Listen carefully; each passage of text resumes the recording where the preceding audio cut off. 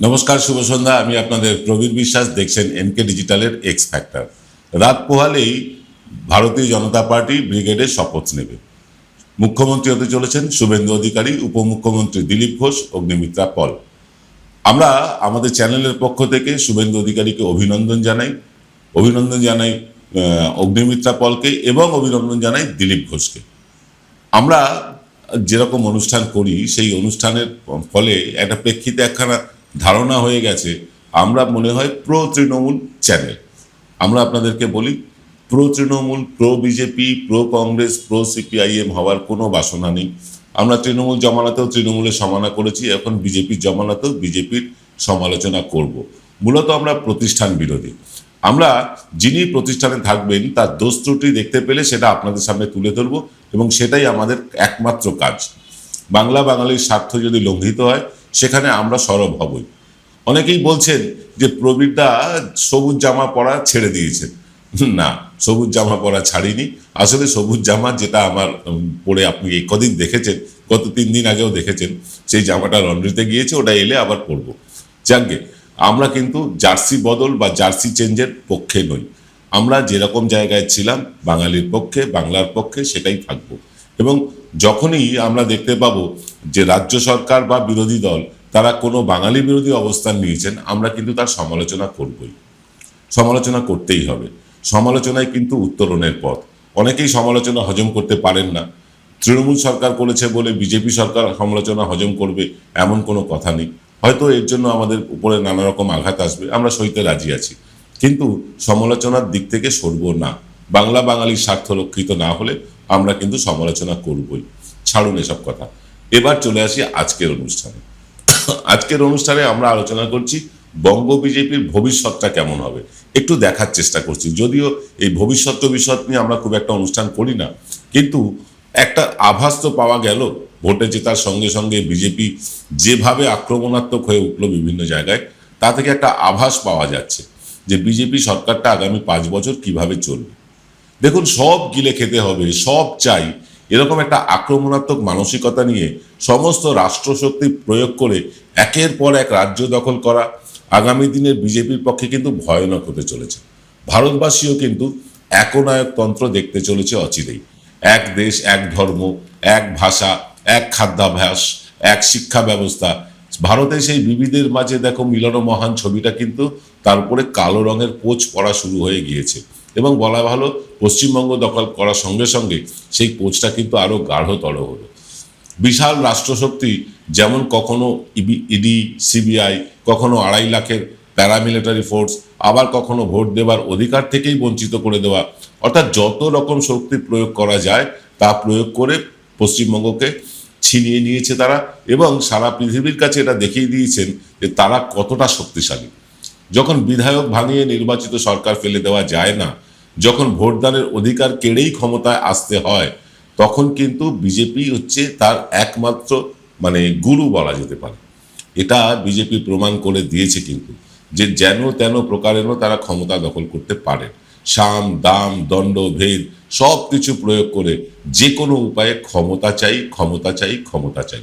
কিন্তু পশ্চিমবঙ্গের ক্ষমতা পেয়ে বিজেপির কি লাভটা হলো?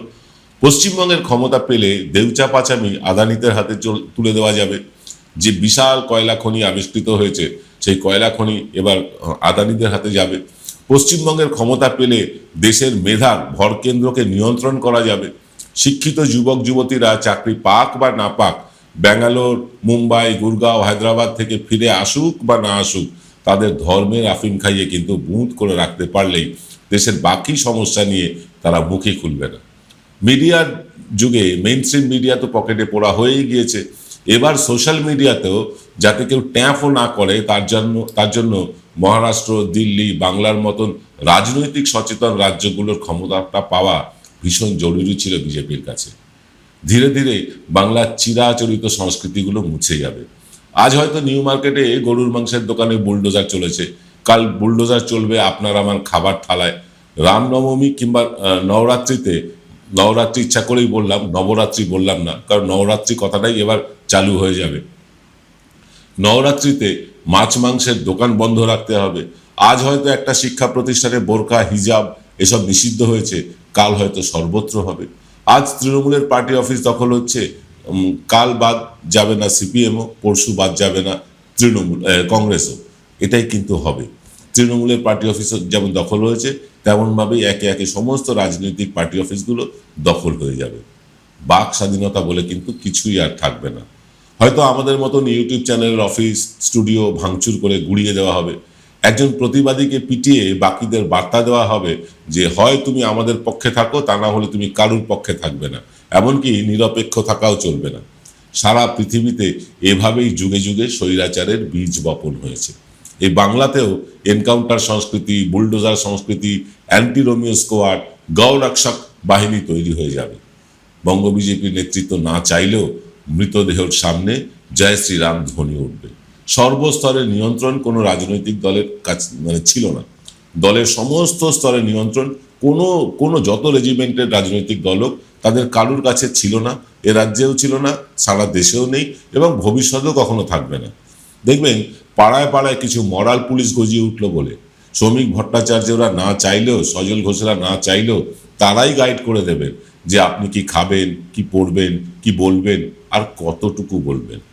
পশ্চিমবঙ্গের বিজেপি তো দেশের অন্য রাজ্যের বিজেপির থেকে আলাদা কিছু নয়। হিন্দি, হিন্দু, হিন্দুস্তানের সংস্কৃতি বাংলার ঘাড়ে চেপে বসবেই, নিস্তার নেই কারো।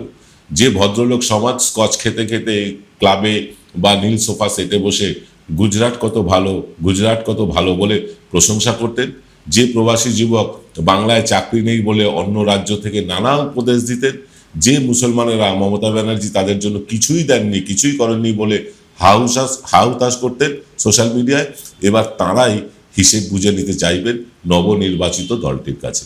যে মহিলারা 1,500 টাকায় কিছু হয় নাকি বলতেন, যে যুবকেরা 1,500 টাকায় সংসার চলে নাকি বলে ইউটিউব চ্যানেলের বুমের সামনে বড় বড় বাইট দিতেন, তারাই জুন মাসের ব্যাংক স্টেটমেন্ট দেখে নতুন সরকারের কাছে কিন্তু কৈফিয়ত চাইবেন। ইতিমধ্যেই মা ক্যান্টিনে 5 টাকার ডিম ভাত বন্ধ হয়ে গিয়েছে বহু জায়গায়।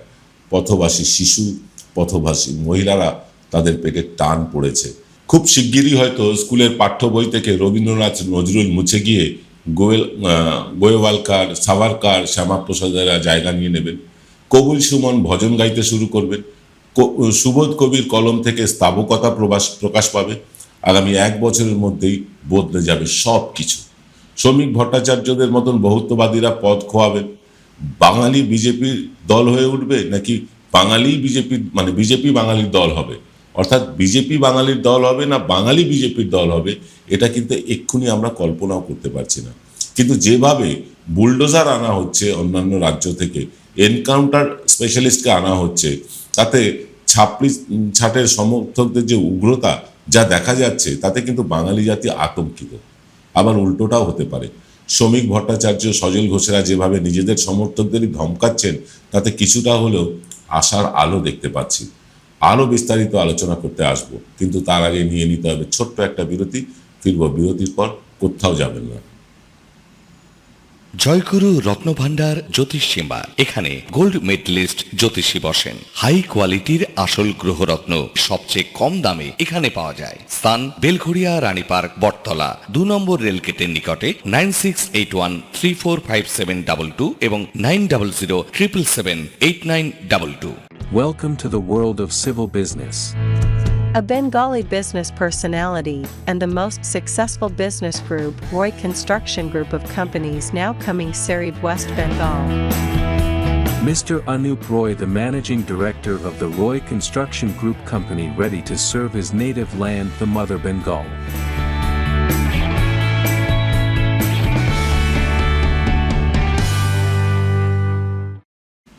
ফিরে এলাম বিরতির পর। আপনারা দেখছেন এনকে ডিজিটালের এক্স ফ্যাক্টর।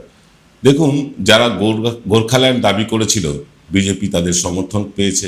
যারা গ্রেটার কোচবিহার চেয়েছিল, তারাও বিজেপির সমর্থন পেয়েছে। মতুয়ারা সবাই নিঃশর্তে নাগরিকত্ব পাওয়ার আশায় বিজেপিকে সেদিনও সমর্থন করেছেন। বিজেপি সাংসদ সৌমিত্র খান রাঢ়বঙ্গকে আলাদা করতে চেয়েছিলেন। এদের সবার প্রত্যাশা পূরণ করতে হলে বাংলাটা কিন্তু টুকরো টুকরো হয়ে যাবে।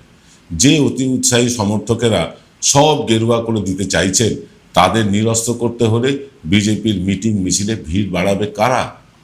একথা ঠিক যে বাংলায় বিজেপির জনসমর্থন থাকলেও আজও বুথ স্তর পর্যন্ত সংগঠন নেই অন্তত 60% জায়গায়। এবার সেই সংগঠন গড়ে তুলতে যাদের প্রয়োজন তাদের উগ্রতা রুখতে পারবেন কি বিজেপির নেতৃত্ব? ভয়টা তো এখানেই, আশঙ্কাটা তো এখানেই। উপরের স্তরে বেনজল আটকানোর বার্তা বিজেপির প্রদেশ সভাপতি ইতিমধ্যেই দিয়েছেন বটে, কিন্তু নিচু স্তরে সিন্ডিকেট চালানো, প্রমোটার আর লাল চুল কানে দুলওয়ালাদের আটকাবেন কিভাবে তিনি? আর এরাই তো একদিন সিপিএম এর 12টা বাজিয়ে আর তৃণমূলের 13টা বাজিয়ে দিয়েছিল। এবার হয়তো কেন্দ্রীয় বাহিনী, নির্বাচন কমিশন এবং সরকারি আমলাদের পূর্ণ সহযোগিতায় বিজেপি বাংলার দখল নিয়েছে। এবার তাদের বাংলার শাসন ক্ষমতা ধরে রাখতে হলে তৃণমূলের আমলে সমস্ত জনকল্যাণমুখী প্রকল্পগুলোকে নাম বদল করে হলেও চালিয়ে যেতেই হবে। রাজ্যে সর্বত্র শান্তি স্থাপন করতেই হবে। শুভেন্দু অধিকারী বলেছিলেন যেই মুসলিম বিধায়করা নির্বাচিত হয়ে আসবেন তাদেরকে ছুঁড়ে ফেলে দিতে হবে। এর থেকে বেরোতে হবে, এই সাম্প্রদায়িকতা থেকে বেরোতে হবে। শুভেন্দু অধিকারী মুখ্যমন্ত্রী হতে চলেছেন, তার কাছে আমাদের প্রত্যাশা এটাই যে হিংসার রাজনীতি, ঘৃণার রাজনীতি থেকে এবার নিজেকে একটু সকলের রাজনীতিবিদ হয়ে ওঠার চেষ্টা করুন। আপনি মুখ্যমন্ত্রী হতে চলেছেন সবার মুখ্যমন্ত্রী। আপনি শুধু বিজেপির মুখ্যমন্ত্রী নন, হিন্দুদের মুখ্যমন্ত্রী নন। আপনাকে শুধু হিন্দুরা ভোট দিয়েছে, মুসলমানেরা ভোট দেননি, এরকম ঘৃণা বার্তা আমরা আপনার থেকে প্রত্যাশা করি না। আপনি সবার মুখ্যমন্ত্রী হয়ে উঠুন। আমরাই আপনাকে দুহাত তুলে সমর্থন জানাবো যদি আপনি সবার মুখ্যমন্ত্রী হয়ে উঠতে পারেন। একটা শাহজাহানের বদলে যাতে 4টে শাহজাহান না গজিয়ে ওঠে সেদিকে নজর দিতে হবে মুখ্যমন্ত্রীকে। পান থেকে চুন খসলেই লোকে বলতে শুরু করবে তৃণমূল চোর হলেও ভালো ছিল। সোশ্যাল মিডিয়ায় ভাঙচুর আর মারপিটের ছবি দেখে অনেকে কমেন্ট করতে শুরু করেছে, চোরকে তাড়াতে গিয়ে ডাকাতকে নিয়ে আসেননি তো আপনারা? এইরকম তকমা যত তাড়াতাড়ি সম্ভব ঝেড়ে ফেলতে হবে। স্বচ্ছ সুশাসন আনতে হবে বাংলায়।